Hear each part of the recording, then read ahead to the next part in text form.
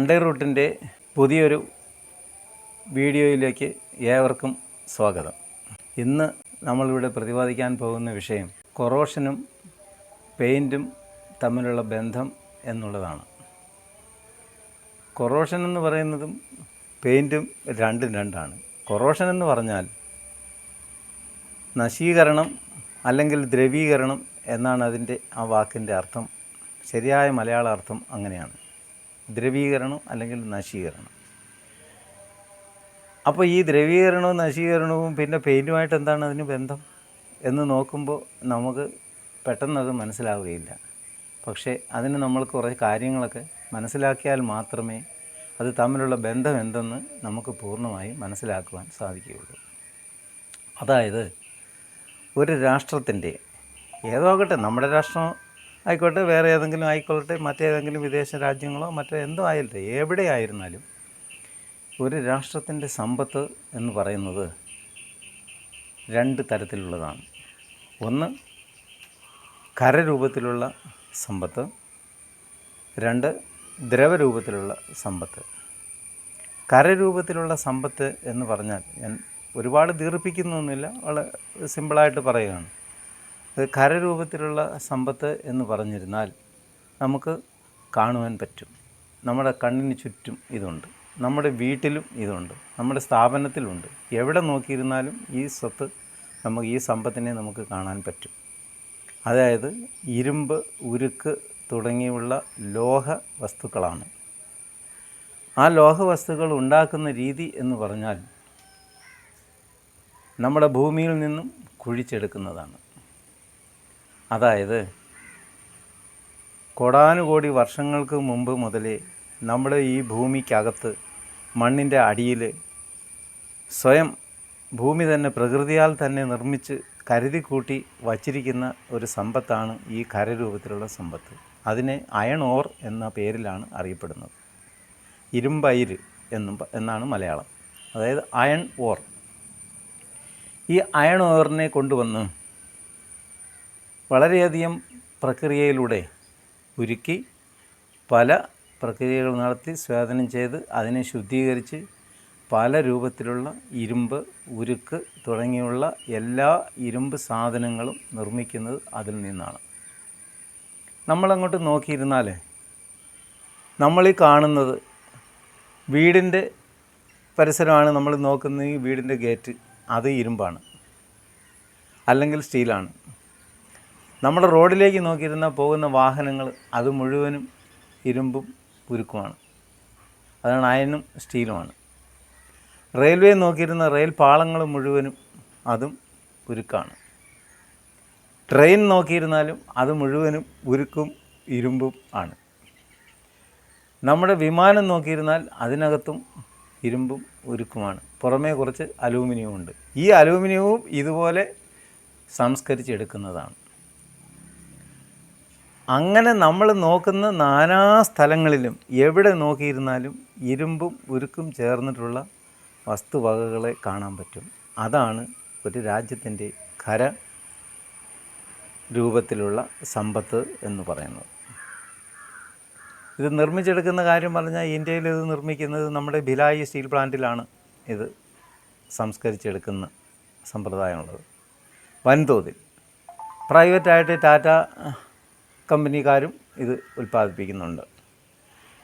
കൽക്കരി പാടങ്ങളെന്നൊക്കെ പറഞ്ഞ് നമ്മൾ കേട്ടിട്ടുണ്ട്. ഒരുപാട് സംഭവങ്ങളെക്കുറിച്ചൊക്കെ നമ്മൾ കേൾക്കുകയും പത്രദ്വാരായും ടി വി ദ്വാരായും എല്ലാം നമ്മൾ അറിഞ്ഞിട്ടുമുണ്ട്.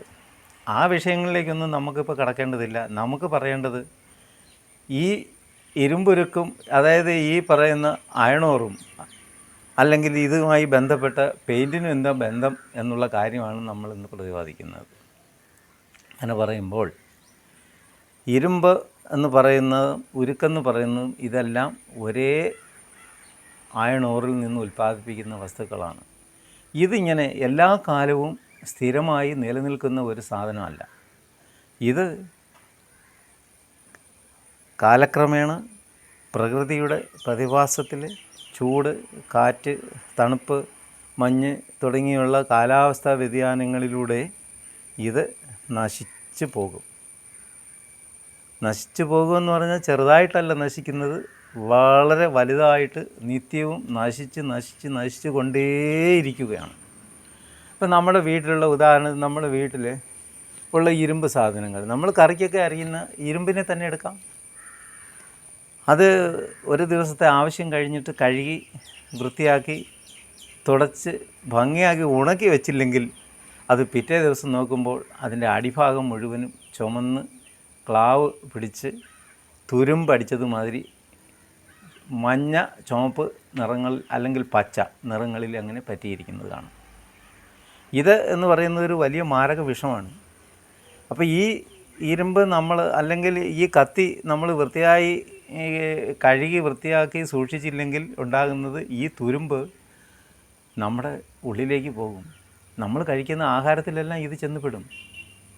നമ്മൾ കടകളിലൊക്കെ പോയി നോക്കിയിരുന്ന അച്ചാർ കാണാം, പലതരത്തിലുള്ള അച്ചാർ കാണാം. നാരങ്ങ അച്ചാർ, മാങ്ങ അച്ചാർ തുടങ്ങി അങ്ങനെ മീനച്ചാർ, ചെമ്മീൻ അച്ചാർ എന്ന് തുടങ്ങി ഒരുപാട് അച്ചാർ വർഗ്ഗങ്ങൾ കാണാം.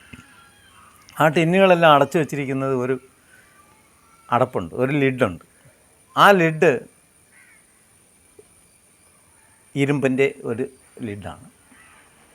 അതിൻ്റെ ഉൾവശം തുറന്നിട്ട് നമ്മൾ നോക്കിയിരുന്നാൽ ഉൾവശം തുരുമ്പ് പിടിച്ച രീതിയിൽ കാണാം. അതിൽ തുരുമ്പും ക്ലാവും ചേർന്നിരിക്കുന്നത് കാണാം. അത് ഇതിനകത്തുള്ള അച്ചാറിന് ചേരാതിരിക്കാൻ വേണ്ടി അവരൊരു പ്ലാസ്റ്റിക് കോട്ടിങ്ങൊക്കെ നടത്തുന്നുണ്ട്. അവിടെ ഒരു പേപ്പറും വെച്ച് കവറും ചെയ്തിട്ടുണ്ടാവും.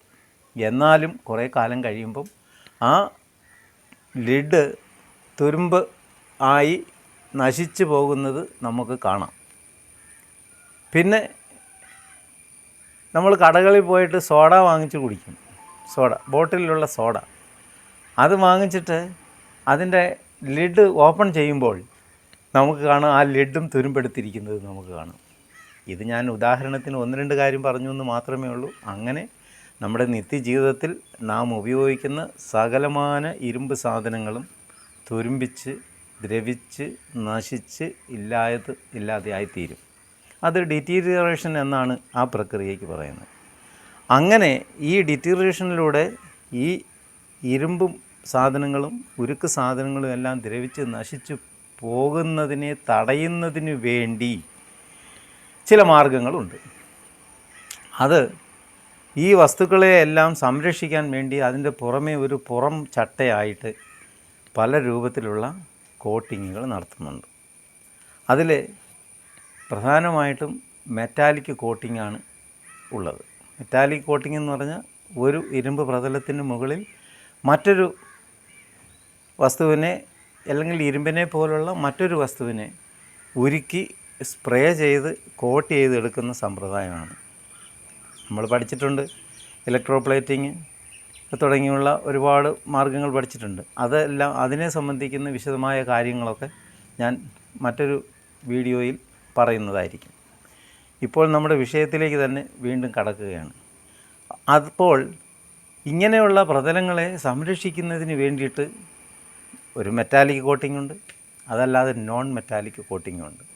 ഈ നോൺ മെറ്റാലിക് കോട്ടിംഗ് എന്ന് പറയുന്നതാണ് അതിലെ പ്രധാനപ്പെട്ട വസ്തുവാണ് പെയിൻറ്റ്. ഈ പെയിൻറ്റിനെ സംബന്ധിക്കുന്ന വിവരങ്ങളാണ് നമ്മൾ കുറേ ദിവസങ്ങളായി പല വീഡിയോയിലൂടെ പറഞ്ഞുകൊണ്ടിരിക്കുന്നു, ഇനി തുടർച്ചയായും പറഞ്ഞുകൊണ്ടിരിക്കും. അപ്പോൾ അങ്ങനെ ഈ കൊറോഷൻ എന്ന് പറയുന്ന ഈ തുരുമ്പിക്കൽ എന്ന് പറയുന്ന പ്രതിഭാസത്തെ തടയുന്നതിന് വേണ്ടി, പൂർണ്ണമായും തടയുവാൻ സാധ്യമല്ല, എന്നാലും ഒരു പരിധിവരെ അതിനെ തടഞ്ഞ് നിർത്തുന്നതിനും കുറേ കൂടുതൽ കാലം ഈ വസ്തുക്കളെ സംരക്ഷിക്കുന്നതിനും വേണ്ടി ഇരുമ്പ്, ഉരുക്ക് തുടങ്ങിയ വസ്തുക്കൾ കൊണ്ട് നിർമ്മിച്ചിട്ടുള്ള എല്ലാ പദാർത്ഥങ്ങളുടെയും പുറമേ ഒരു കോട്ടിംഗ് നടത്തി, വളരെ ലളിതമായ രീതിയിൽ, ചെലവ് കുറഞ്ഞ രീതിയിൽ ഒരു കോട്ടിംഗ് നടത്തി, വളരെ ആകർഷണത്വം വരുന്ന നിറങ്ങളും ചേർത്ത് ഈ കോട്ടിങ്ങിലൂടെ ഇതിൻ്റെ തുരുമ്പിക്കൽ എന്ന് പറയുന്ന പ്രതിഭാസത്തെ പൂർണ്ണമായും അല്ലെങ്കിലും കുറേയെങ്കിലും ഒരു 60% തടയുന്നതിന് ഏറ്റവും ഉത്തമമായ മാർഗ്ഗമാണ് പെയിൻറ്റിങ് എന്ന് പറയുന്നത്. ഈ പെയിൻറ്റിങ് പല രൂപത്തിലുണ്ട്. അത് കൈൻഡ്സ് ഓഫ് പെയിൻറ്റ് എന്ന് പറയുന്ന നമ്മുടെ ഒരു വീഡിയോ ഞാൻ കഴിഞ്ഞ പ്രാവശ്യം ചെയ്തിട്ടുണ്ട്, ഓരോരോ ആവശ്യങ്ങൾക്ക് വേണ്ടിയിട്ട് ഉപയോഗിക്കുന്ന പെയിൻറ്റുകളെ സംബന്ധിക്കുന്നത്. ഇങ്ങനെ ഇവ തമ്മിലുള്ള ഈ ബന്ധം, പെയിൻറ്റും കൊറോഷനും തമ്മിലുള്ള ബന്ധം ഇപ്പോൾ ഏകദേശം നിങ്ങൾക്ക് മനസ്സിലായി കാണുമെന്ന് ഞാൻ കരുതുന്നു. അപ്പം നമ്മൾ ഉപയോഗിക്കുന്ന എല്ലാ വസ്തുക്കളും പൂർണ്ണമായും നശിച്ചു പോകും എന്നുള്ളതിൻ്റെ ആ തെളിവാണ് ഞാൻ പറഞ്ഞത്.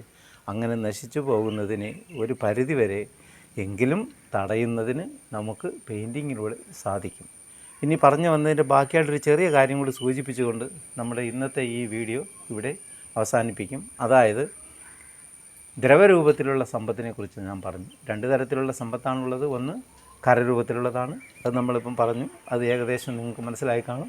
ഇനി അടുത്തത് ദ്രവരൂപത്തിലുള്ള സമ്പത്ത്, അതാണ് ക്രൂഡ് മിനറൽ ഓയിൽ. ഇത് കരയിലല്ല കിട്ടുന്നത്, ഇത് കടലിലാണ്.